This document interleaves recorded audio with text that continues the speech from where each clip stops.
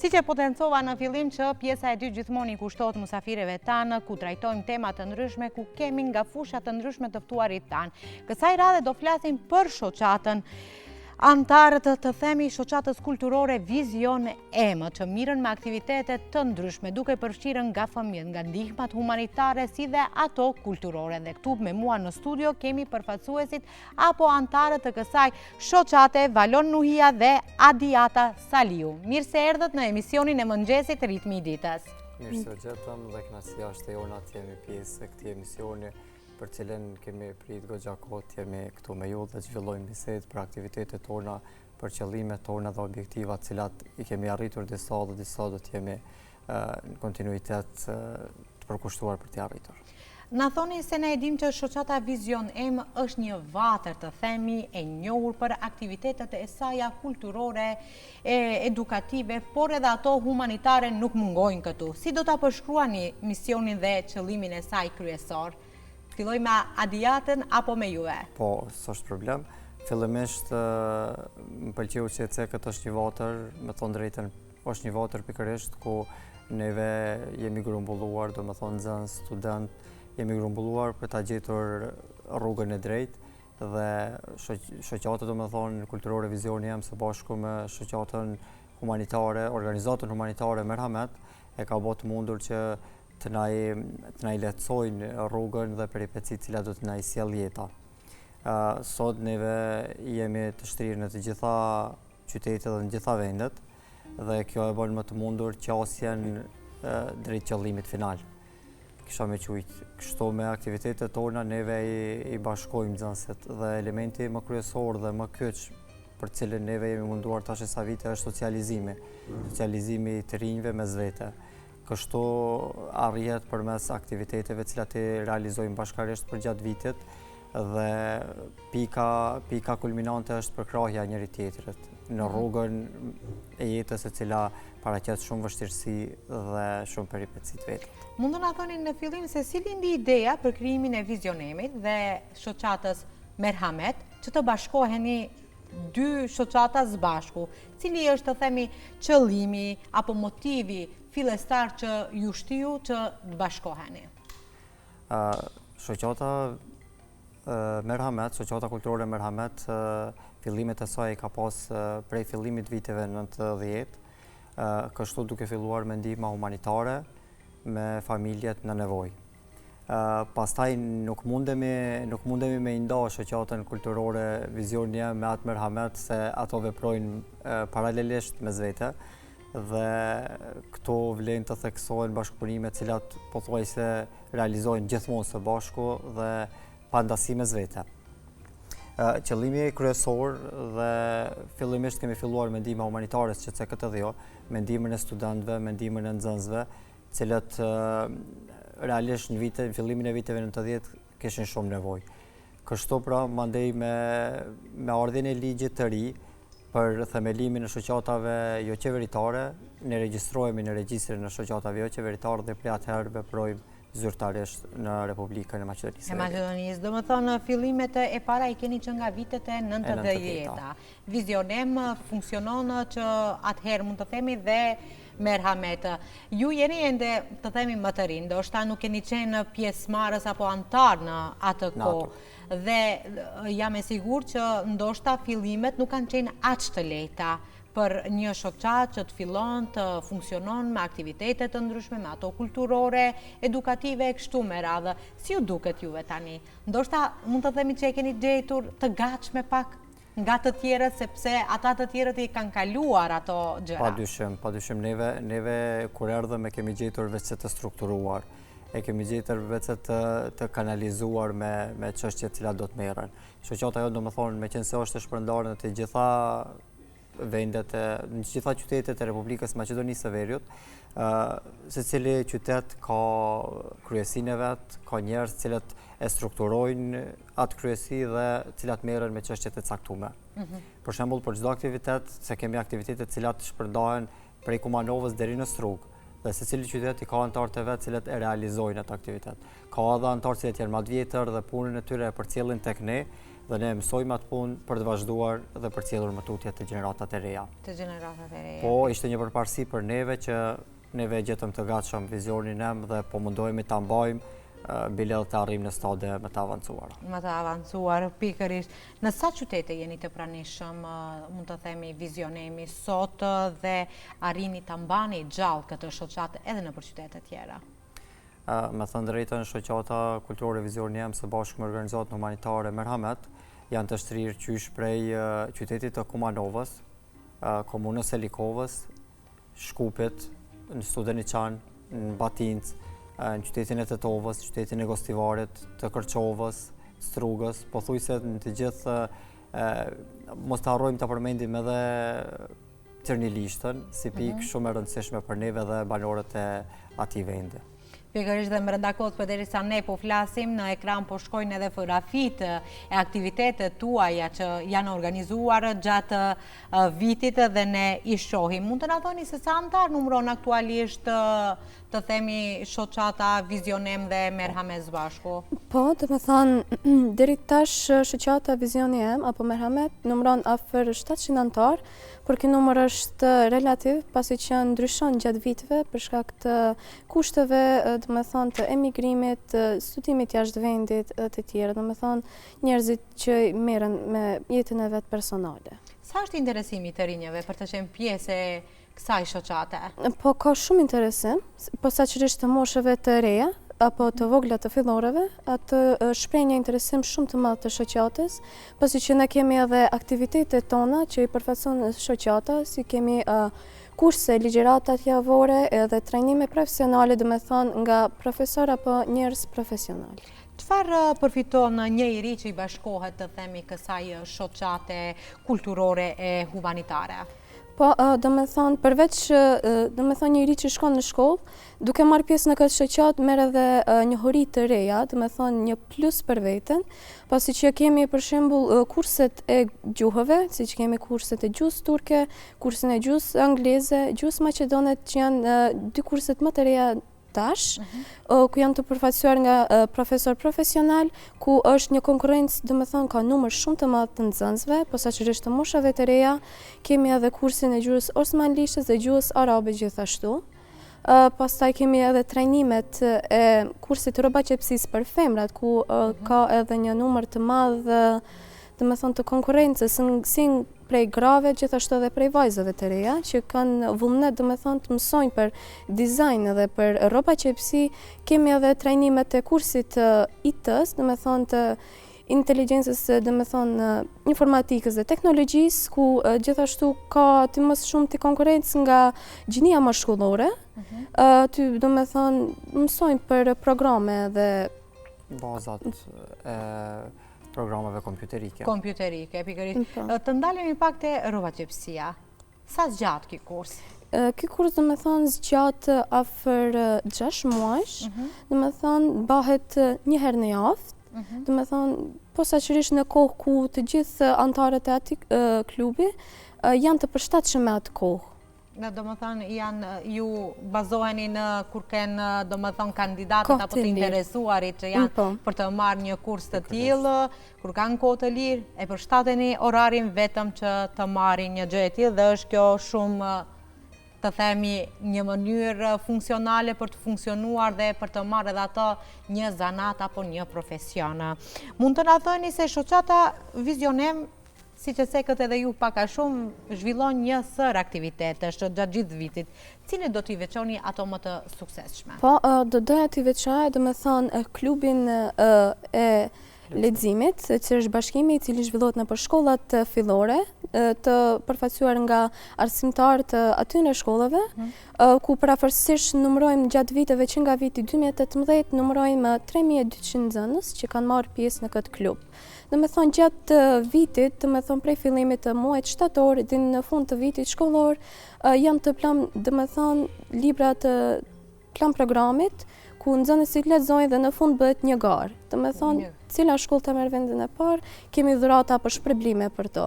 Gjithashtu, gjatë leximit nxënësit kanë përpara një fletë dhe një laps, ku mund të shënojnë fjalët e panjohura dhe të shpjegojnë nga ana e arsimtarëve. Gjithashtu janë të furnizuar edhe me ushqime si për shembull ëmbëlsira dhe lëngje. Mund të na thoni sa është interesimi i fëmijëve për të lexuar libra, se e dim që kohëve të fundit edhe teknologjia e ka bërë vetën, sido që të jetë, sado pak librat online lexohen, po unë mendoj që tjetër ndjesi është kur merret libri në duar dhe ka tjetër ashtu.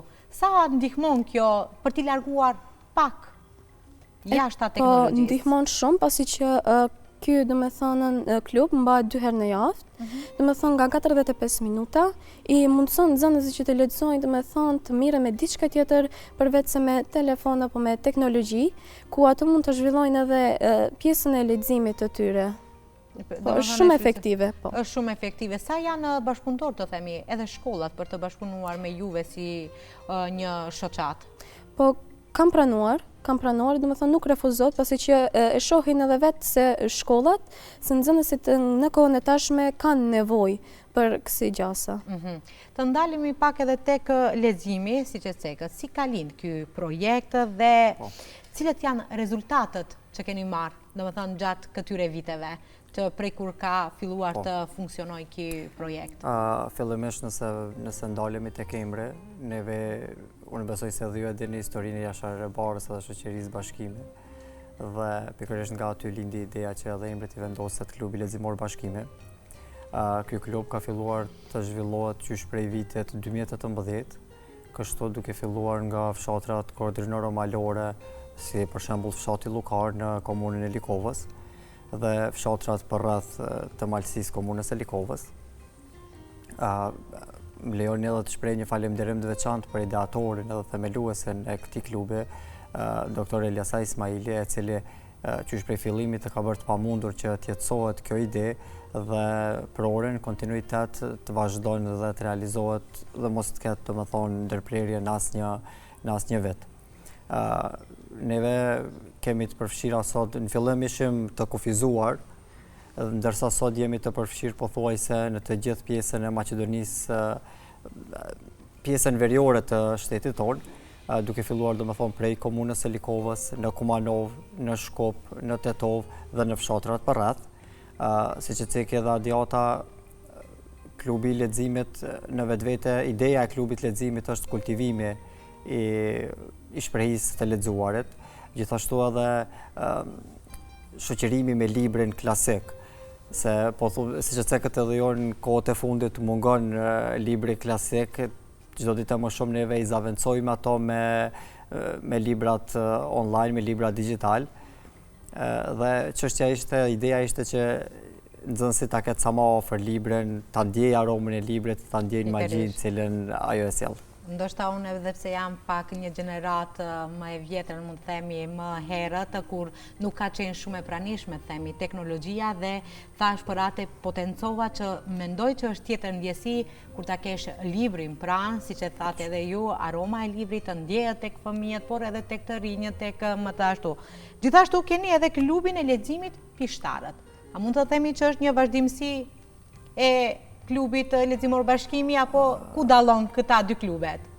Këta janë klube, si të them, si motra mes vete, po klubi Pishtarët merret më shumë me libra, me lexues cilët veç se janë më të avancuar në lexim.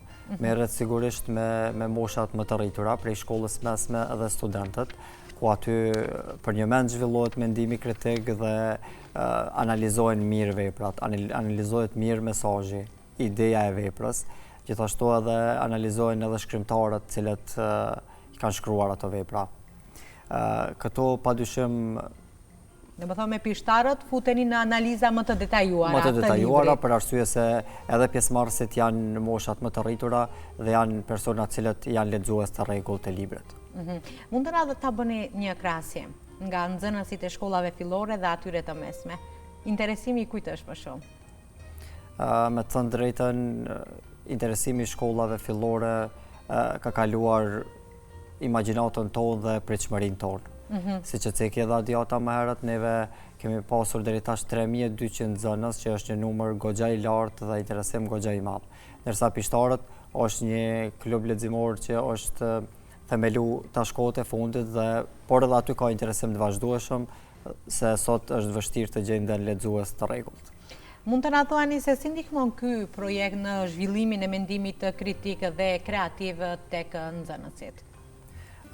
Por edhe studentët njëkohësisht, nëse keni edhe student tek pishtarët. Unë kisha më thonë se mendimi kritik të shkollat fillore atyve se lind. Aty janë hapat e parë ku nxënësi fillon të mendoj në mënyrë kritike, fillon të analizoj veprën. Ai në fillim e sheh librin edhe veprën si një arktim, po me kalimin e kohës fillon të gjurmoj, të gërmoj, në fakt thellë brenda librit dhe të shoh se cila ishte ideja e autorit, cila ishte ideja e shkrimtarit, çfarë porosie marrin ata prej asaj. Ndërsa të rriturit veç se janë më të avancuar në këtë drejtim dhe mund të themi që e kapin edhe më lehtë. E kapin më lehtë.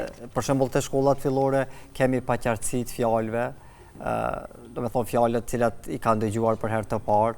Arsimtari i cili është i angazhuar në këtë projekt me fjalor elektronik u shpjegon në mënyrë të detajuar fjalët, ndërsa të rriturit nuk ka nevojë për një gjatë tillë. Veç se fillojnë me fraza më të avancuar, më gjata. Kthehemi tek ndihmat humanitare tek shoqata Merhamet. Ka një histori të themi të gjatë në ndihmat humanitare kjo shoqat. Cilat janë fushatat më domethënëse që keni realizuar? Organizata humanitare Merhamet, se po mbjem me i cek të dyjat, po këto nuk munde me i nda se këto shkojnë bashkarisht, po kjo shoqat është e fokusuar më shumë të ndihmat humanitare. Sa i përket ndihmave, neve jemi në kontinuitet bashkarisht dhe afër familjeve në nevojë, kështu duke i ndihmuar me pak ushqimore, me mjete higjienike dhe jemi më afër nxënësve dhe studentëve, kështu për t'i përkrahur si nga ana financiare, ashtu edhe nga ana morale e tyre, se studentët kanë nevojë për moral shtesë, kanë nevojë mos të dëshpërohen gjatë rrugës së gjatë të tyre. Si pjesë kulminante e ndihmave tona është gjatë vitit 2015 në fluksin e refugjatëve në zonën kufitare mes Maqedonisë së Veriut dhe Serbisë, në zonën neutrale në Tabanat, aty ku ekipet tona kanë qenë 24 orë në shërbim të refugjatëve, kështu duke ofruar edhe ndihma mjekësore, duke ofruar edhe mundësi për të komunikuar me familjarët e refugjatëve dhe kështu me radhë. Gjithashtu, ajo që kemi marrë informacione, dhe më thëmë përmendë që keni ndihmuar edhe familje në nevoj me koshere bletësh. Si lindi kjo ide? E cila është mund të themi që për t'ju ndihmuar që të paktën të kenë burime të qëndrueshme jetese. Dhe mund të them që mund të përshëndes një gjë të tillë këtë shoqat që pikërisht për këtë ide. Do më thënë, ideja për dhurimin e koshereve me bletë ka qenë tash e 3 vite dhe neve kemi menduar që me një ndihmë, me një pak ushqimore nuk mundet të sigurojmë diçka të rrjedhshme. Po mënyra e vetme e cila kishme u sjell të ardhura buxhetit familjar kishme qenë një mikrobiznes me të cilin ata do të mund të sigurojnë të ardhurat për vete dhe për familjen e tyre. Po ju e përmendët kosherën me bleta, po e njëjti rast është edhe te kurset e rroba qepsisë. Për shembull te kurset e rroba qepsisë, aty janë të përfshijm pothuajse 99% femra, të cilët pasi të aftësohen për qepjen e rrobave, ato do të jenë të afta të punësohen mandej dhe do të kenë një biznes të tyri që mund të punohen edhe nga shtëpia. Pavarësi financiare, nëse janë vajza, po ashtu edhe do të kontribuojnë në buxhetin familjar nëse janë të martuara dhe kanë veç se familje. Kjo pjesa e idesë e kosherësh me bletash, të themi, në cilat vende është ju keni ndihmuar, të themi, personave apo familjeve në nevojë? Si çdo projekt tjetër, edhe ky projekt është i përfshirë, domethënë, në të gjitha degët cilat neve i kemi, duke filluar prej Kumanovës deri në qytetin e Strugës. Në ato familje të cilët e kemi pas janë të arsyeshme dhe i plotësojnë kushtet për për të Se merë, varet për edhe të ambienti se ku jetojnë ata. Padyshim Se në zonat nuk themi rurale, që- në zonat rurale do më thonë është më e përshtatshme marrja me këtë veprimtari, ndërsa në zonat urbane është pak më problem për shkak të hapësirës së kufizuar e kështu me radhë. Po neve kemi analizuar mirë vendin dhe mundësitë dhe atje i kemi dërguar. Mund të na thoni ju e përmendet sadopak fluksin e refugjatëve të vitit 2015 që ka qenë atje. Mund të na thoni se e cekët ju që ekipët ishin të pranishëm gjatë gjithë kohës aty dhe mund të themi se keni qenë gjithmonë ndim dhe do të vazhdon të jetë shoqata merhametë për t'ju ndihmuar nëse larg qoftë ndonjë ngjarje e tillë të ndodhë në vendin tonë. Mendoni gjithmonë do jeni aty të pranishëm? Padyshim neve për çdo fatkeqësi që i ka ndodhë popullit tonë dhe qytetarëve të këtij vendi, neve ju kemi qëndruar pranë dhe synimi jonë kryesor është të japmi përkraje sa do e vogël qoftë ajo, qoftë një fjalë mirë, qoftë një përgdhelje, qoftë pak ushqimore, gjithmonë do t'jemi afër. Për t'ju ndihmuar. Mund të na thoni se çfarë ndikimi kanë këto aktivitete te vullnetarët e rinj që marrin pjesë? Po, do të thonë, këtu gjithashtu përfshim ka një ndikim të madh, pasi që avancojnë të rinjt dhe kanë mundësi të mësojnë diçka më tepër për vetëm se kompleksi që e kanë në shkollë. Gjithashtu përfshim këtu edhe kursin e Kuranit, do të thonë që është një aspekt që mund t'i çojë të rinjt që të afrohen më tepër me religionin dhe me besimin e tyre, ku kjo udhëheqet nga një profesor apo profesoresh profesionale e kësaj dege e religjioze. Gjithashtu kemi edhe ligjëratat javore, ku janë posaçërisht për meshkuj, gjithashtu edhe për femra, të udhëhequr nga ligjëruesit profesional si tema fetare, gjithashtu edhe tema të lira, ku mund të ftojmë edhe mysafir të tjerë apo hoxhallar të xhamive të tjera. Të xhamive.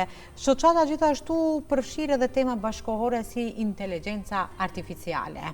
Mund të na tregoni më shumë për projektin, problematika dhe sfidat e inteligjencës artificiale? Po, kjo do të thonë është një pjesë e programit të shkollarinore ballkanike e organizuar në të gjithë diasporën e Maqedonisë, si valoni që i përmendja të shtetë më herët.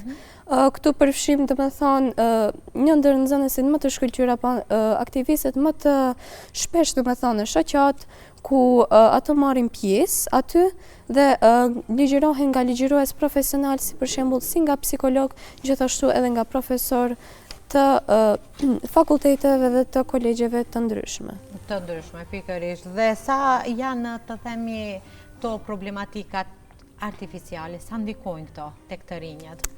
Po ndikojnë shumë, pasi që tash në kohët e tashme inteligjenca artificiale është temë e zhvilluar, por gjithashtu tek shkollarinore ballkanike vitin e kaluar kemi pas temat dhuna, do të thonë në mesin shoqëror, siç kemi pasur, do të thonë dhuna në familje, dhuna në shkollë, duke përfshirë edhe dhunën artificiale, ku do të thonë nxënësit apo vetëm personi është i sulmuar nga fjalë të këqija dhe fjalë nënduese. Nga bashkëshortarët e tyre që e dim që fenomeni i bullizmit apo edhe i dhunës se një çfarë mënyre edhe bullizmi është një dhunë psikologjike që shpesh herë i shohim në raste të tilla, kemi pasur kohëve të fundit që besoj që të rinë sa do pak do të vedisohen se një bashkëmoshatar i tyre apo një shok, një shoqe nuk duhet të dhunohet apo bullizohet dhe besoj që janë temat pikërisht që ka nevojë të rinjtë. Mund të na thoni se si po zhvillohet bashkëpunimi me organizatat ndërkombëtare? Të them të drejtën, neve jemi në bashkëpunim të vazhdueshëm me organizata brenda shtetërore dhe atyre jashtë.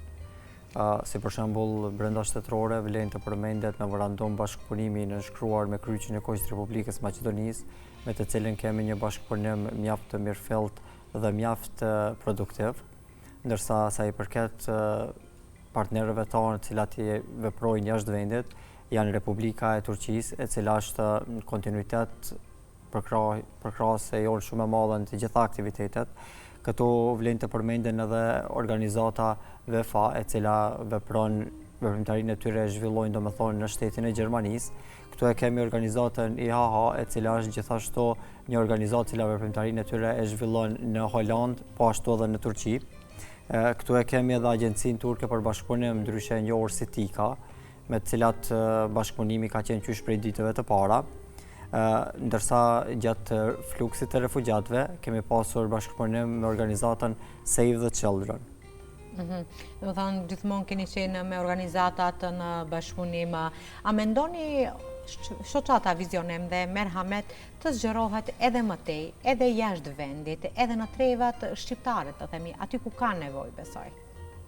Keni menduar si ide, apo... Fokusion kryesor ka qenë mirëqenia e njerëzve e bashkëtarëve tanë. Po neve jemi, me qenë se jemi shoqate cila vizionin e ka të ndihmoj njerëzve, kudo që ka njerëz nevojë neve do të jemi aty. Po është e qartë tashmë se shoqatat të tilla si tonat ekzistojnë edhe në vendet fqinje me cilat kemi po ashtu bashkëpunim mjaft të mirë dhe koordinim të vazhdueshëm. Bashkëpunoni edhe me shoqata tjera që janë për shembull jashtë vendit ton, qoftë me Kosovë, qoftë me Shqipërinë? Padyshim në seminare dhe punëtori të ndryshme takohemi, shkëmbejmë ide dhe planifikojmë një të ardhmet përbashkët dhe punimet përbashkëta.